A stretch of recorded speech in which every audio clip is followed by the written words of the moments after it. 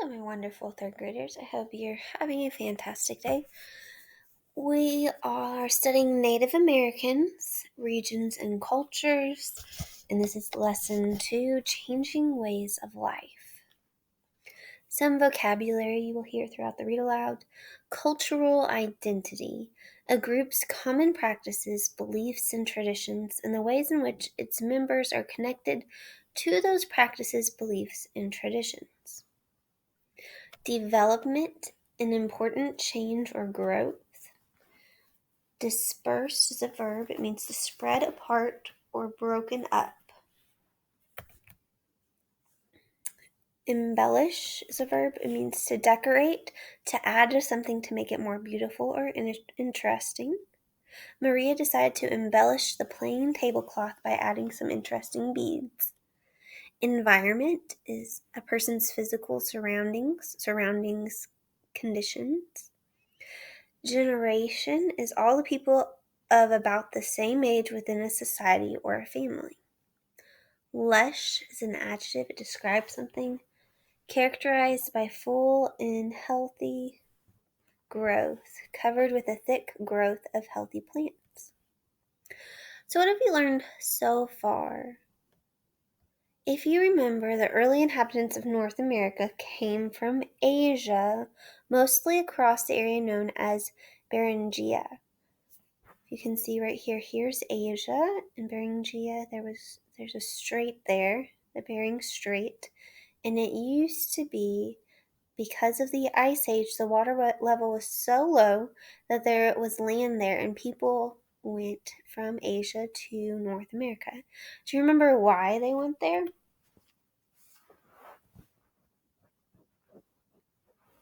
You remember they were following their food. They were following animals that they were hunting. How does this area look today? Remember, it is actually covered in water, right? You can't just walk from Asia to Alaska.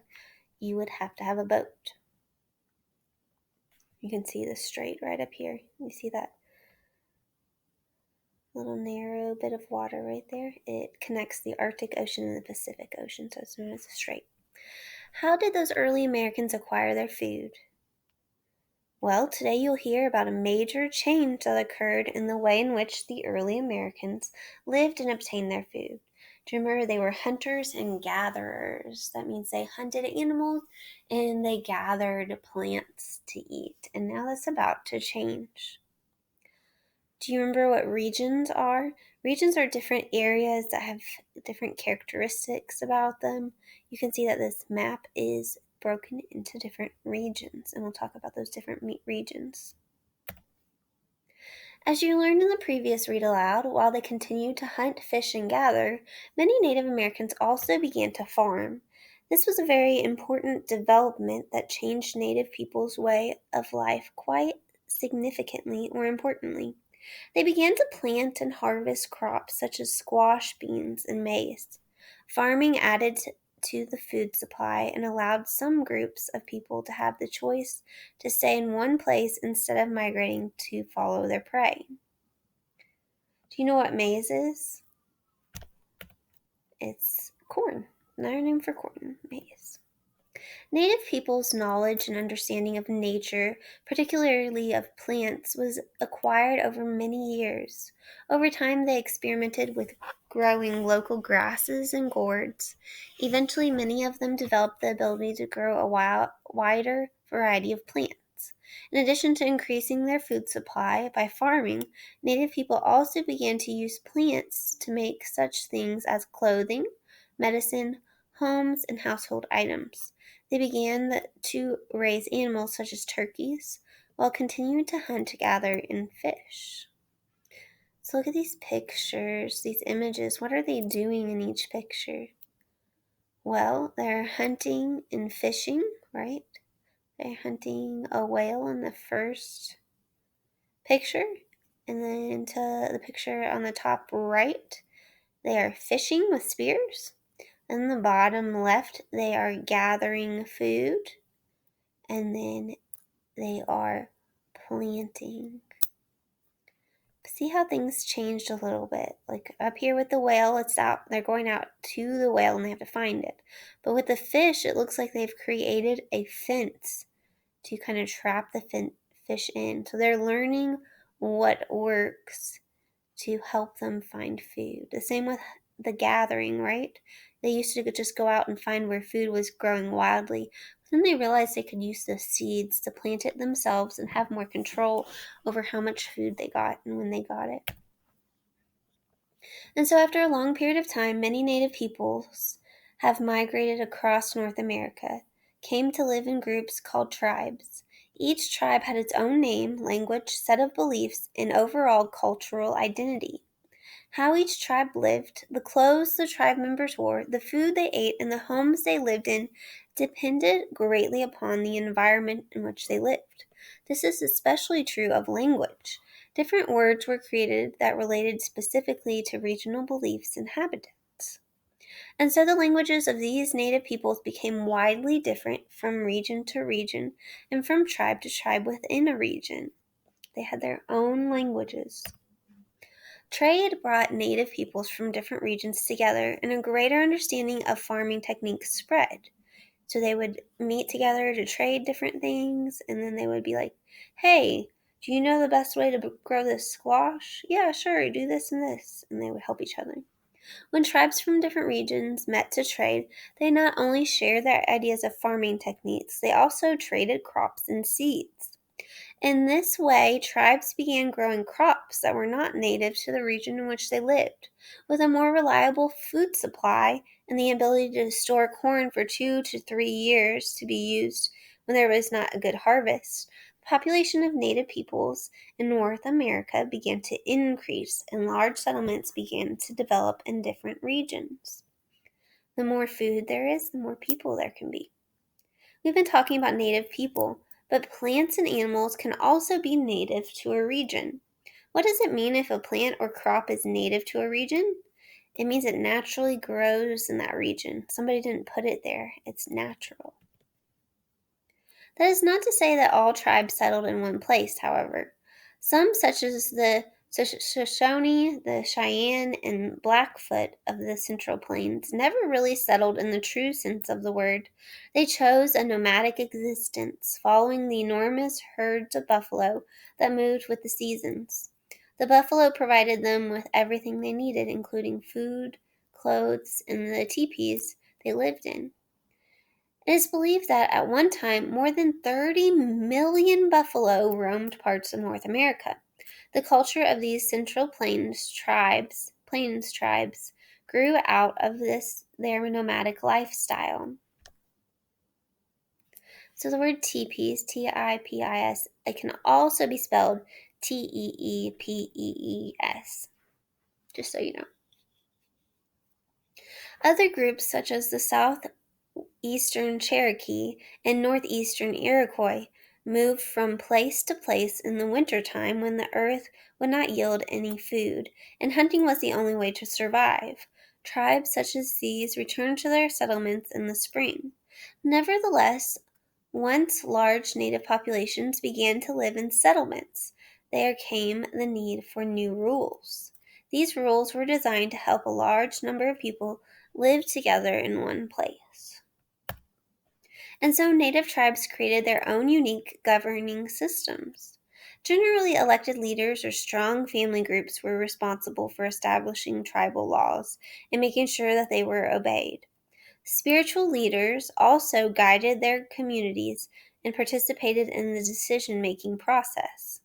Eventually, individual tribal laws, languages, clothing, customs, and religious beliefs began to set them apart from each other. For all tribal groups, their day-to-day activities and the construction of their homes were largely determined by the region in which they lived and the local resources available to them. Consequently, their cultural identities became linked to a specific region. For example, some of the tribes living on the Great Plains, an enormous area of grassland, did not have an abundance of trees to use for building. Instead, some homes were made out of soil, grass, and roots, whereas others were made out of animal hides and were called teepees. Can you name a synonym for the word dwelling? What's another word that means the same thing as dwelling? Home or shelter? In the Southwest, native peoples called Pueblo used clay bricks and stone to construct tall Pueblo dwellings. They learned how to farm with limited or small water supply. The Iroquois tribe of the Northeast, where trees were abundant, built log houses out of wood and bark that provided warm shelters during the cold and snowy winter months. They hunted the animals of the forest, such as deer and rabbits, and wore animal fur in the wintertime. Southeastern tribes lived close to the coast, on the lush hills and in the mountains. The Southeast fishermen, as well as Native Americans in other regions, built boats, set nets and traps in the rivers, and hunted fish with spears. Farmers grew corn, beans, and squash. They also raised sunflowers and tobacco. Their homes were made from mud and clay with roofs of brush and sometimes river cane. On the northwest coast, native tribes would build plank houses using long, flat planks or boards of cedar wood, which grew in great abundance in that region. They relied on the bountiful or large supply of fish, including salmon, as well as seals and porpoises.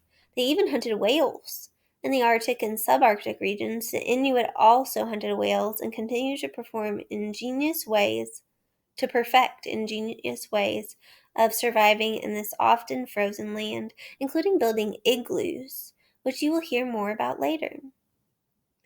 If the prefix sub means under, where do you think the subarctic region is located? Under the Arctic, right? Although cultural identity was determined in large part by the region in which a group was located, that does not mean that all groups within a region shared the exact same culture. Within each region, there were some cultural differences from one tribe to another, just as there are differences among people within a state or region today. Clothes were made from local resources too and varied enormously from region to region. Furs and animal hides were worn in the colder regions and on the Great Plains. Cloth woven from plant fiber was common in warmer regions, and local plant dyes were used to embellish clothes and possessions. Many Native Americans also embellished their skin with markings, piercings, and tattoos. So you can see these two different outfits. As the people of each tribe developed their own language, they told stories about their own history. They handed down their stories from one generation to the next in this way.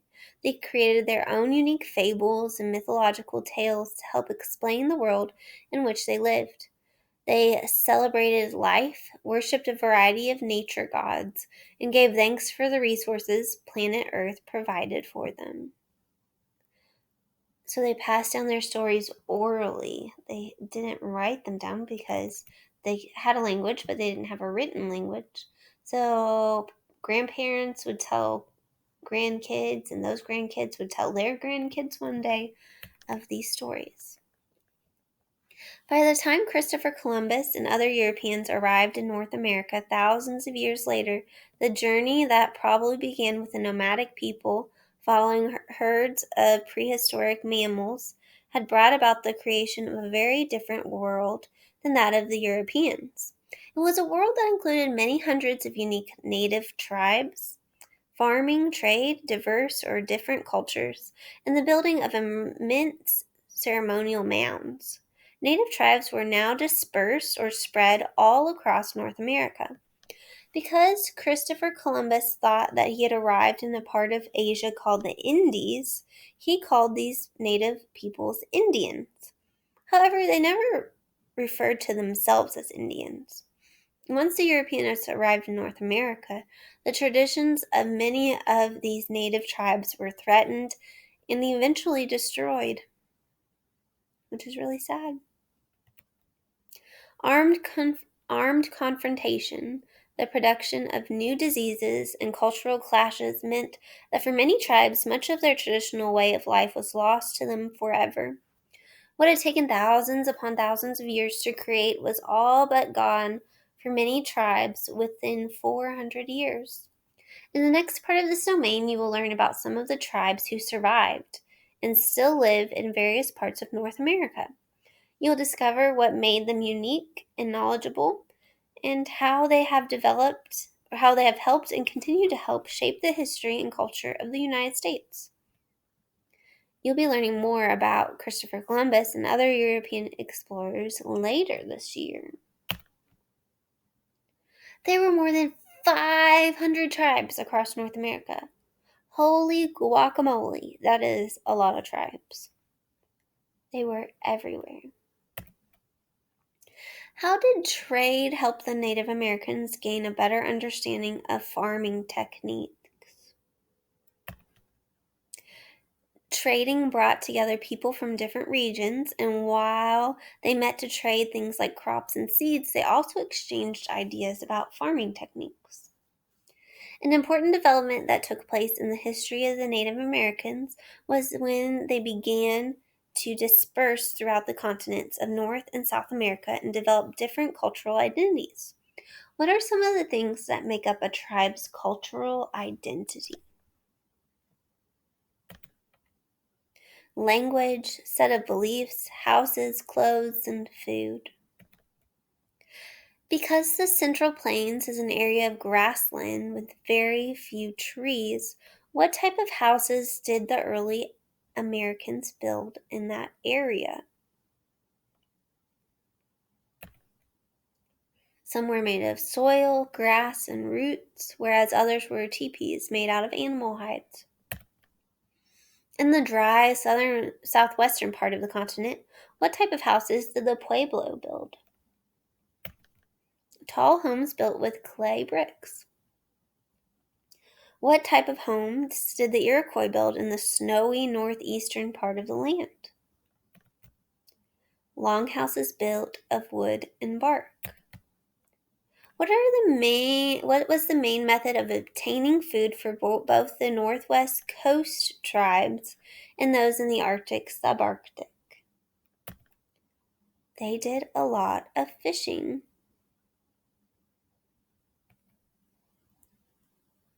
Describe how the method of passing down history and stories was different for the Native Americans compared to how we do this today.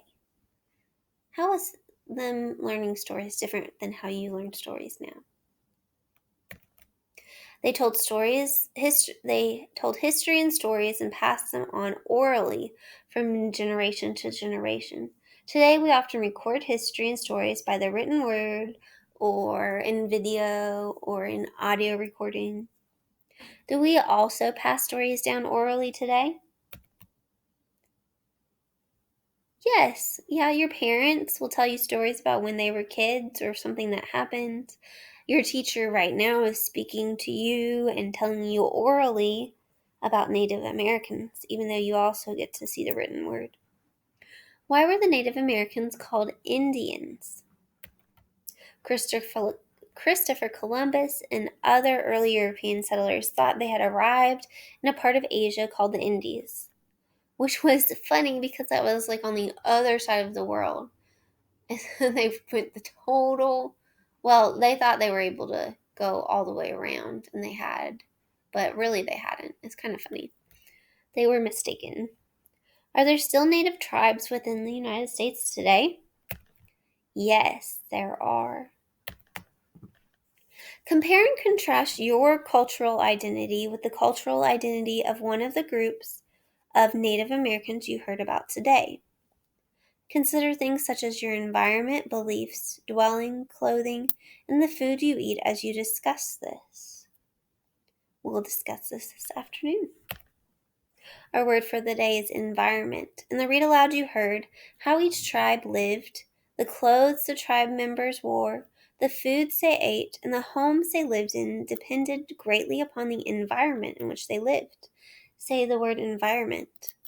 Environment means a person's physical surroundings or the surrounding conditions. The environment in the Arctic region is cold and harsh. How would you describe the environment in our classroom, or your environment at home, or even our digital environment in our Google Classroom? Say the environment in our classroom is. Would you say it's inviting? Would you say it makes you feel welcome? It makes you feel good? What's the environment we've been talking about? Or what's the word we've been talking about? Environment. What part of speech is the word environment? It is a noun. All right, good job, third graders. I hope you enjoyed this, and I look forward to discussing it more with you later.